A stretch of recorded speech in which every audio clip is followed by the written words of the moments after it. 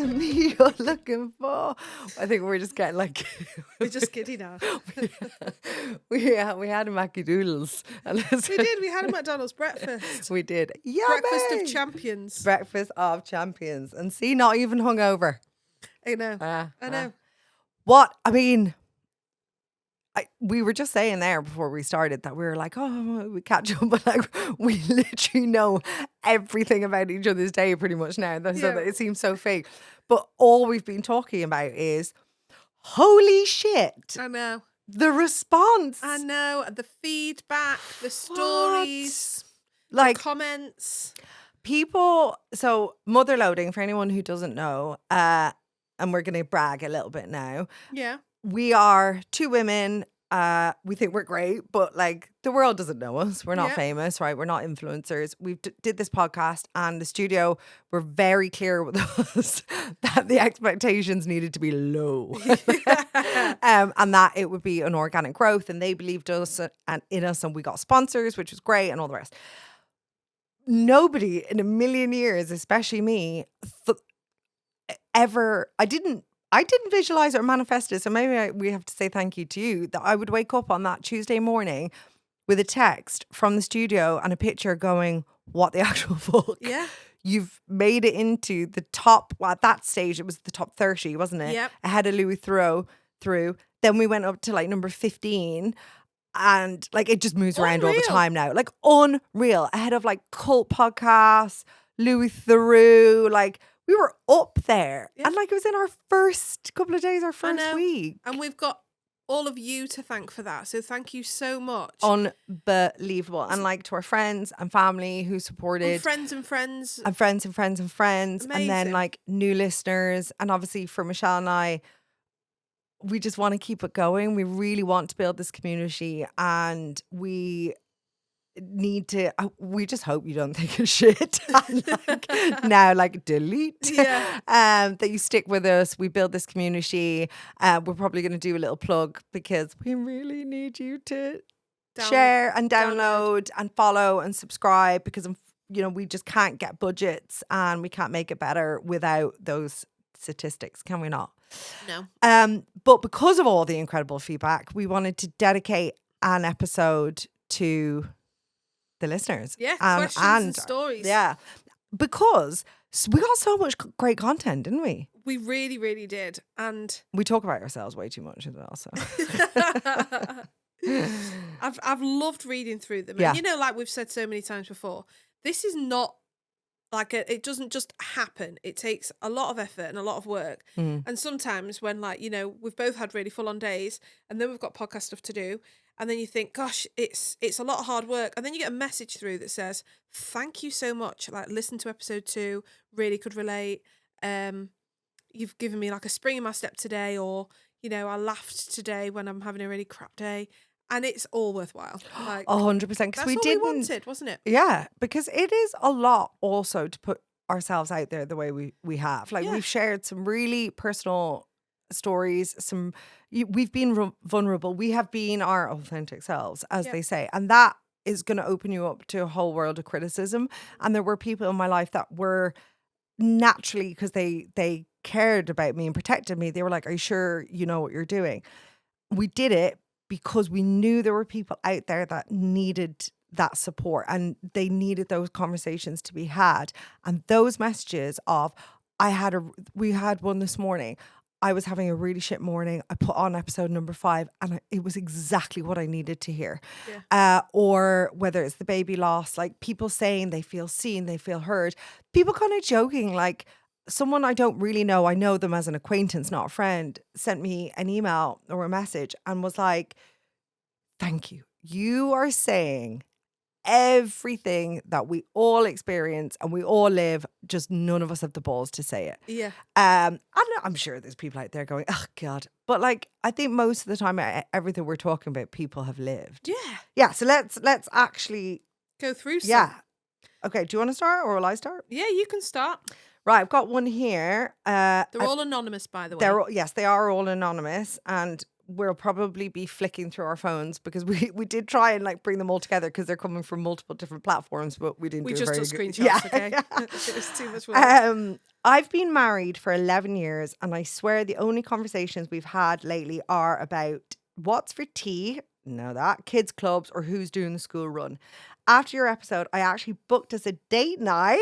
Oh, Woo! I love this. The first one in 6 months. It was awkward for about 20 minutes, and then we found each other again. So thank you for the nudge, ladies. Oh, love that. I know. Did That'll you be have thanks- sexy time? Yeah.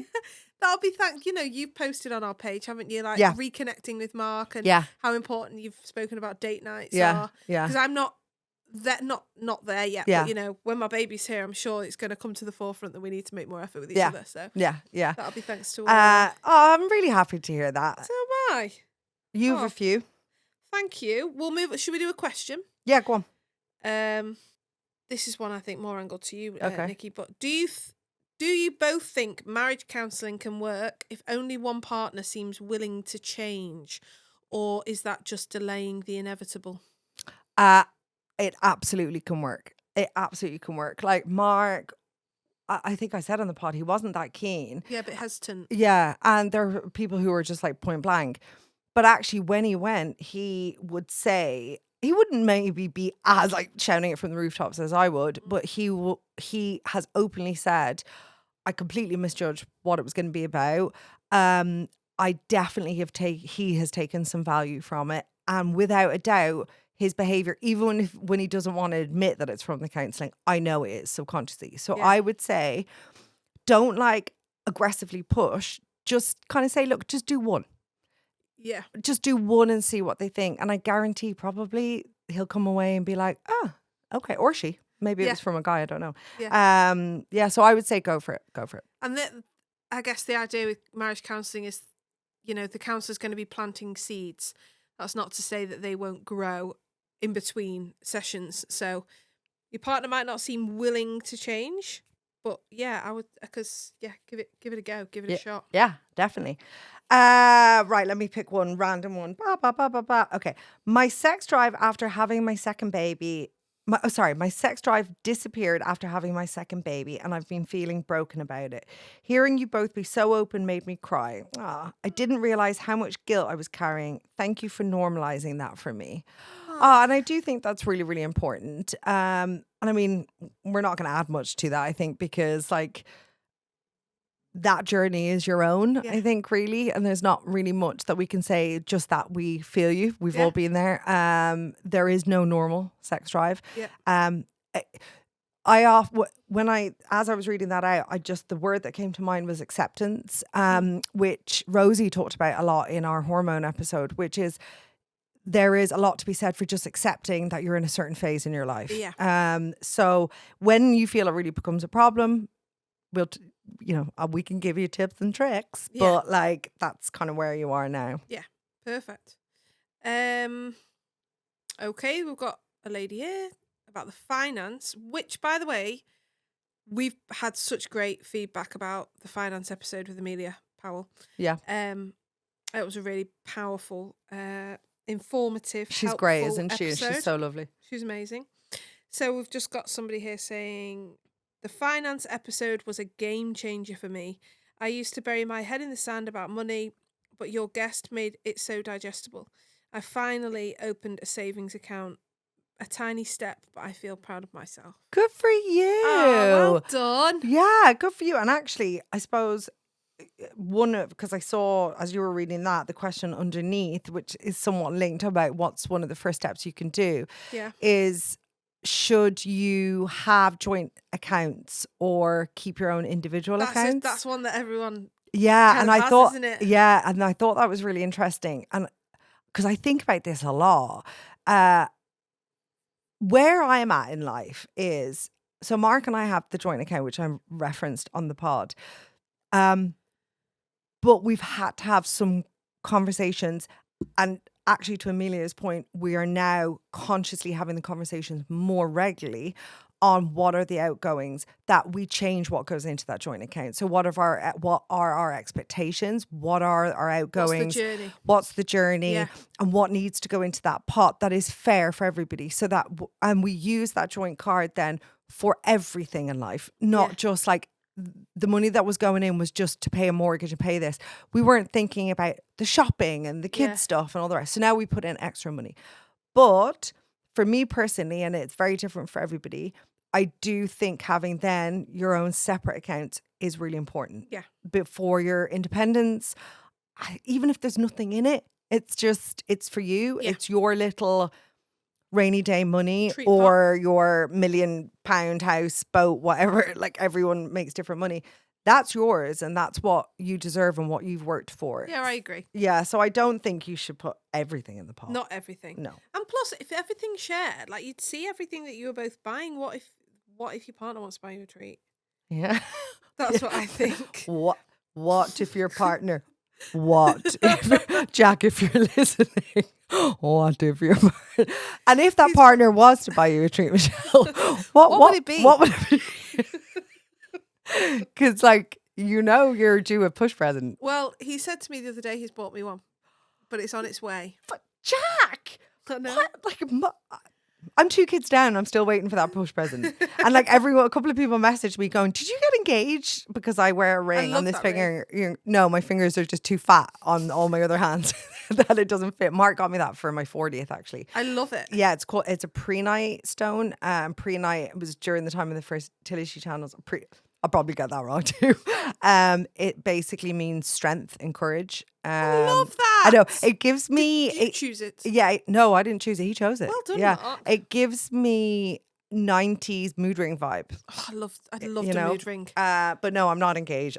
Tammy Girl was open. Oh, God, I love Tammy Girl. Tammy Girl. And then... Tammy Girl was a younger version of Miss Selfridge, wasn't it? Yeah. Oh, I love Tammy. Anyway, we're digressing. We digress. I've got a question. Go on. You mentioned that sex doesn't have to totally die after having kids. I can't imagine that right now. What helped you get that spark back? So, by the way, ever since the pod, my friend just keeps sending me Instagram memes of hot Italian priests. Like as in she heard the episode and it's opened this door as in you'll get this. And every morning I wake up and it's these like women salivating over these hot priests. But sorry, back to the question about getting the spark back. Obviously I talked about the bullet. I'm going to put a question up to our socials to find out if people did. Because if you put a poll up and people say yes or no, it is anonymous, by the way. We don't know who answered it or not. But I was thinking about this. Another way that I heard people talking about since we've done that pod is games, right? So if sex games? Well, not quite. Well, it could turn into that. Come to my dungeon. Yeah. Okay. Hi, I'm Rimmer. Nice to meet you. But basically, I wear walking boots. Well, I still need to do that with Mark on the mic. And then, but anyway, sorry, we're just in one of our. Just picturing Mark on the bike. Don't give it away. Don't give it away. Sorry. Anyway, sorry. Okay, back.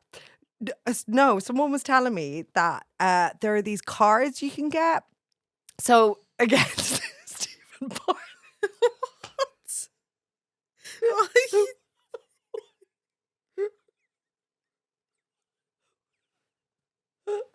Sorry, you were laughing. It's not even funny. We're obviously just giddy. I'm delirious. He has a set of cards, but they're more businessy ones. But they do get like personal. But apparently, there's like relationship cards, like that. If you're out for dinner or sitting having a bottle of wine or whatever, you ask each other questions. So you kind of can hide confidently behind the card. Me and Jack did this when we went to France. Oh, did you? Just Is it good? ChatGPT'd it. Oh, really? And just said, create me some Mr. and Mrs. questions. Okay. And then I did some a little bit more like, you can tailor them, can't Yeah. you? Like do me some sex ones or do me some, whatever. Yeah, and I love that because then it's just a question. Yeah. There's no pressure on either one of you to come up with something. I like the idea of a card. I mean, I like to read a book rather than listen to an audio, but that's just me. But also then I was thinking, because then it spiraled, the conversation spiraled to what else you could do. And there's like naked twister. Oh. They're just saying, I'm not really sure how much teabagging, like all I think about is teabagging. Like, I don't know if I want that arsehole to be that close to me. I don't think this is what this poor lady meant from the question. Teabagging twister. Teabagging twister. Oh, sorry, God. But yeah, you can like, play or, games. Like, you can play games. But anyway, let's move on. We will come back to you We'll with come back to that one with some actual answers, some helpful ones, with some mature mature suggestions. Right, serious question. Okay. How do you support a friend going through miscarriage without saying the wrong thing? Michelle, we picked that one after pissing myself laughing. I feel bad now. Bring us back down. It is actually a really good question. I think you touched on this, didn't you, in the pod? Yeah. There was a clip where you were saying how after you went through it, there was a lot of, you realised how, not that you like dismissed it. Yeah. Or maybe. Probably did. Yeah, and I probably did as well. Yeah. I think the one thing I hated was when people were like, oh, I'm so sorry. It obviously wasn't meant to be. Yeah, no, that's annoying. And like, I think people, it's just like this default line that people use, or next time, or it's meant to happen. That actually, as a friend, firstly, you shouldn't avoid your friend because maybe you're not going through that, or you, like, a few people used to not reach out to me and then afterwards say, oh, I didn't because I felt really guilty because I got pregnant or I had a baby or whatever. Yeah, that's hard. And I remember saying to them, my grief compared to your happiness are two very different paths. Yeah. Like, for me, they might for other people. For me, they never crossed over. Like, even though I was really sad I couldn't have a baby, it never took away on how happy I was for somebody else. So I think it's important to reach out to that person and say that. Say, like, I feel weird reaching out to you. Like, when you're going through a miscarriage, people being dead honest with you, you really appreciate, because you don't have the energy to put up walls. No. And I think people just saying, this is shit, man. Yeah. I'm sorry. And kind of maybe just listening. Yeah. Asking your friend, what can I do to help? Yeah. Yeah. I'm just trying to think what I would have wanted at the time. I wanted to be around like ladies and women. And when I think back, it was a lot of me talking and them just going, that's shit. Like, just like that acceptance thing we keep talking about. Okay, so another one. How do you deal with body confidence in the bedroom when your body feels completely different post-birth? I've gone from loving what I look like to being really self-conscious in front of my husband. I know that can't be the biggest turn on for him, so help. I mean, I think we've all felt that, haven't we? It's, your body's changed in the biggest way possible. Yeah. You know, I keep thinking this myself, you know, because I haven't really been having sex because the doctors told me not to. Yeah. Boo. But, so I'm like, at the moment, I've got a nice hard bump. Yeah. Boobs are big. Yeah. Like, nothing else really seems, like, my arms and legs are still quite the same. And then I think, well, the baby's got to come out and then it'll be fine for us to, like, reconnect, which I'm really looking forward to because I really, really miss that with Jack. But I'm also like, the fuck kind of a car crash is he going to be dealing with, you know? And I know it's all it's all stages and phases, and I'm just being totally transparent. As much as I'm a really confident person, and I will look in the mirror, I'll know there's big differences. I'm not going to feel buzzing about them. I'm not going to look in the mirror and tell myself, but I'm still a confident woman. No, my fucking tits are going to be a mess. My stomach's going to be a mess. Yeah. And I think it's just about, again, accepting that you're at that stage. Yeah. It is different. But also, I think, and when I use this example, I'm not bashing her. I'm actually a big supporter of what she did. But so I forget the name of the band she's in. Jessie, I think you might have sent it to me. Nelson. She put up a picture of her holding her girls who were beautiful and well cute, aren't they? yeah, and her body. And she was just like, listen, I was worried, and then I was like, I don't recognize this body. And then on most of the post was your body is exceptional, what you do, blah, blah. And I agree with all of that. Yes, it is phenomenal. And women should stop body shaming. Like, I don't know if you've seen the Victoria Beckham documentary where she talks about that on national TV. She was weighed after the baby to see if she lost the baby weight. Yeah. And then Jerry Halliwell and loads of people have come out since to say that happened. Yeah. And I don't remember it because it was probably so normal for back then. That is shocking. But that's two extremes. But let's also accept in the middle that you might look different and it is shit.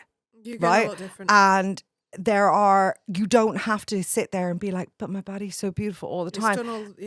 And maybe there are women out there who do truly believe that all the time. And they're so lucky because the rest of us, yes, we appreciate what our bodies have done. Yes, we learn to love them.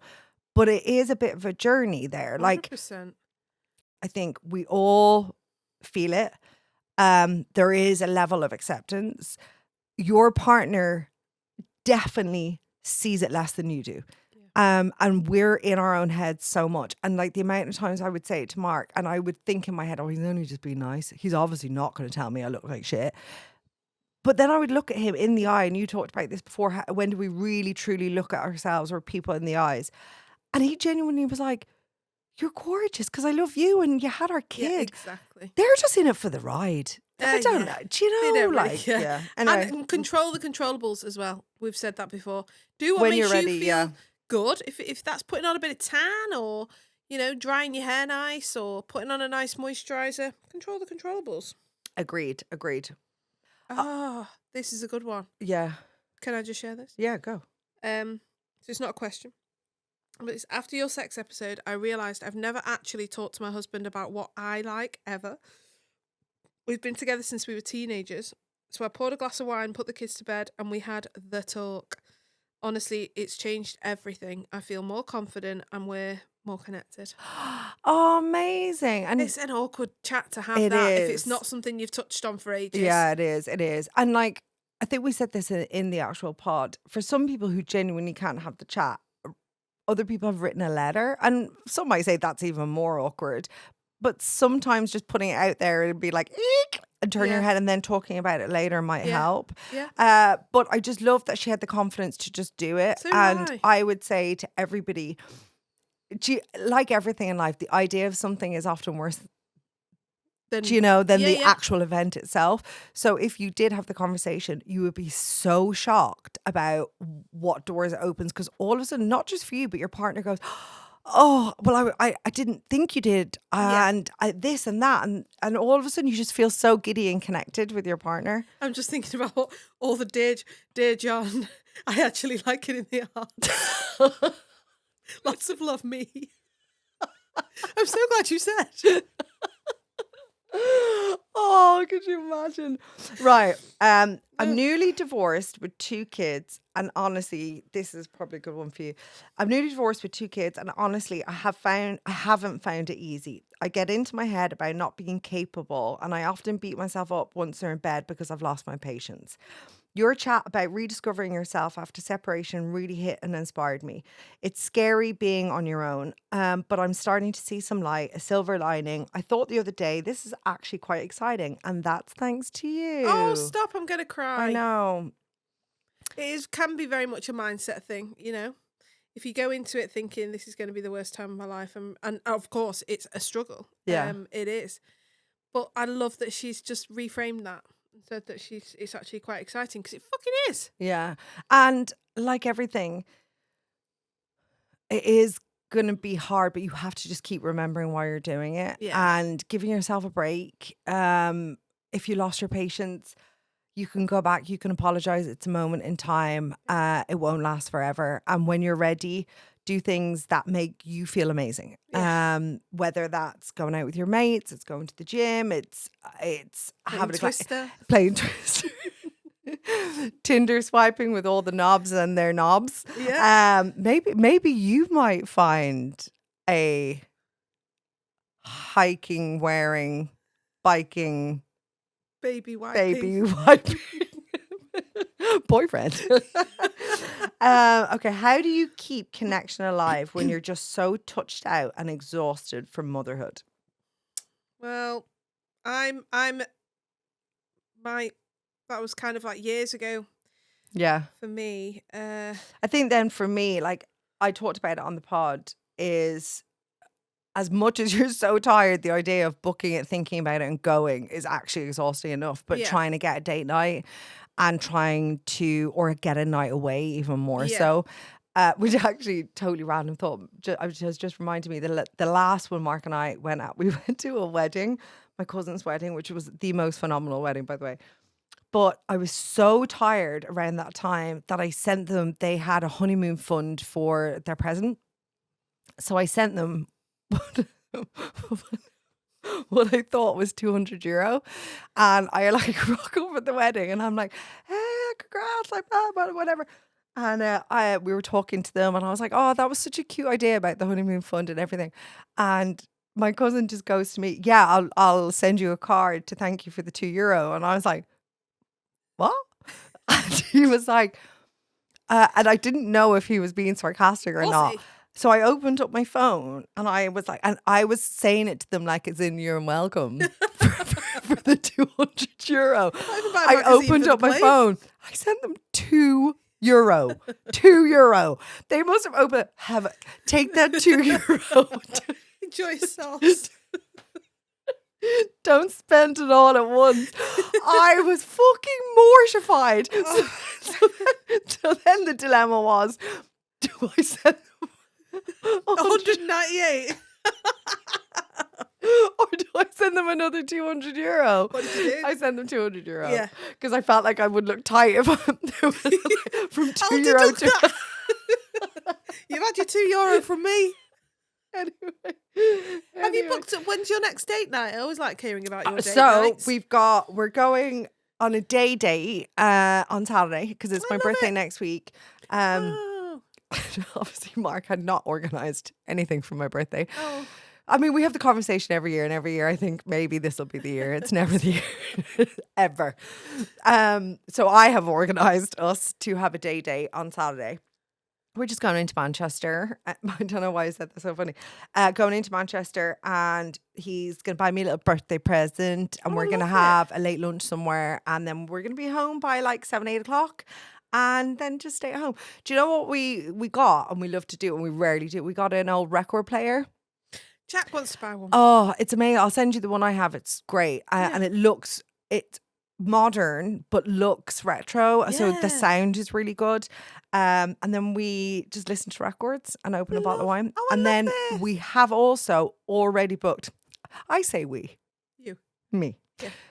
We've booked our Christmas date night where we are staying in a hotel in Manchester, and we've booked a really like bougie, fancy restaurant, which isn't normally our thing, but at least once a year, twice a year. When do you get the opportunity to get proper dressed up? Yeah, you don't. Where you going? Can you share that? Chota Mate. It's brand new. It hasn't even opened yet. I think it's opening in November. Yeah, there's one in London which is really good. Oh wow. And like as I said, we prefer more chill, but every now and again you just want to like wear a nice dress, put on some high heels, some little sex underwear. Yeah, nice. Yeah, so we're doing that. So yeah, I'm excited. Oh, gorgeous. Yeah. Where are we? I'm losing track. Right, I've got a question. Okay, so this must be from our fertility episode. Right. You talked about feeling in limbo between hope and grief.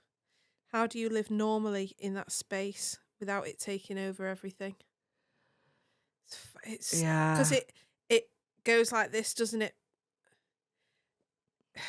It's not an easy space to be in. No. For me personally, again, with my manifestation hat on and kind of channeling what I know comes I know, I knew my daughter would come. Yeah. That's what I just kind of pinned my my mind on, allowing the grief to flow through me, knowing that she was going to come in her own time. So it was not letting the grief weigh me down. It would move through me whilst I was in motion doing things that maybe made me feel better. I think we've had that conversation before, haven't we, about hoping and just kind of like channeling the knowing that what comes. Yeah, I found that limbo really challenging, and I actually don't even think I have the answer, because I went into survival mode where I was just like, go, go, go, and didn't tell a lot of people in my life, as in, obviously I told my friends and Mark, but like the girls didn't know, work didn't know. And I put on this act. And when it was, and I think that ate away at me inside, and it wasn't healthy. But then sometimes it, like, you do what you have to do, Of course. you know, and I came out the other side. So I suppose it's like, whatever works for you, and as long as it's for you and you're not doing it because other people tell you how you should feel or how you should be living your life. Feel your feels. Yeah. If that works for you, great. If you want to talk more, allow yourself to talk. If you need to cry, if you need to take time off, like, don't feel under pressure to be living for anyone else's expectations. Yeah, great. Actually, just when you were on that, another one of the fertility ones, I'm in the middle of IVF right now, and it's all consuming, like you said, Nikki. I related so much to what you said about waiting. It's brutal. Thank you for making the space for this conversation.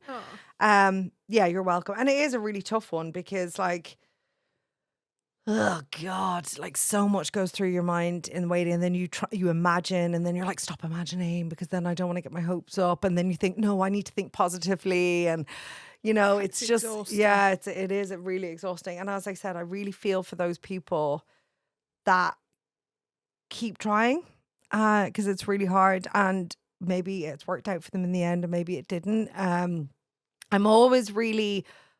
She has a podcast, How to Fail, Elizabeth Day.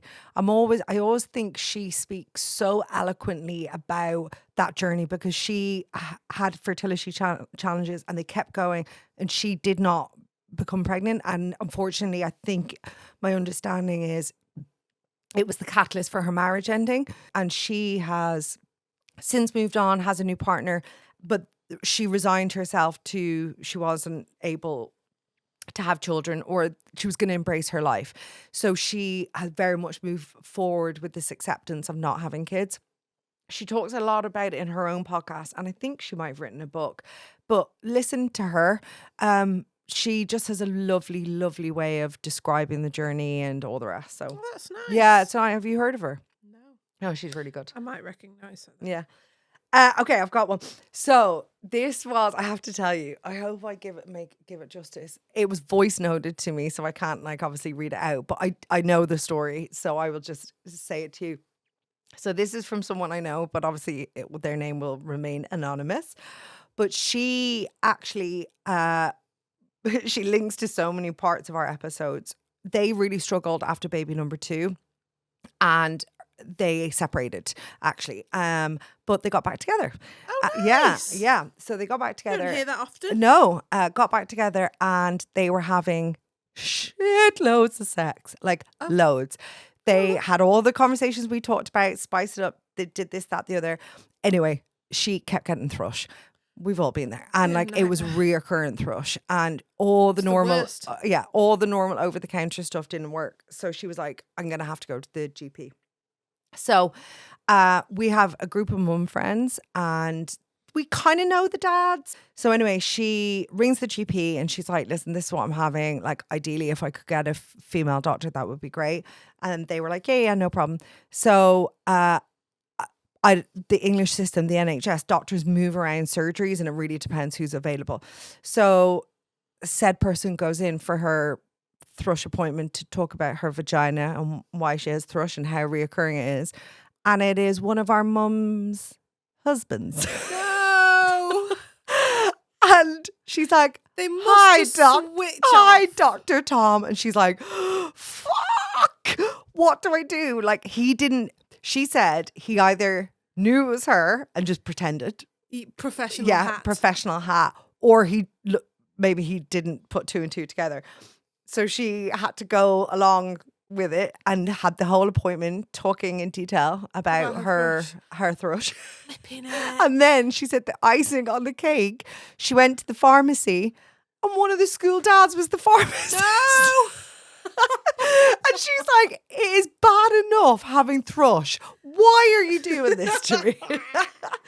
So anyway, get the sexy back, but take your pre and probiotics because thrush is not nice for anybody. Don't get me started on BV.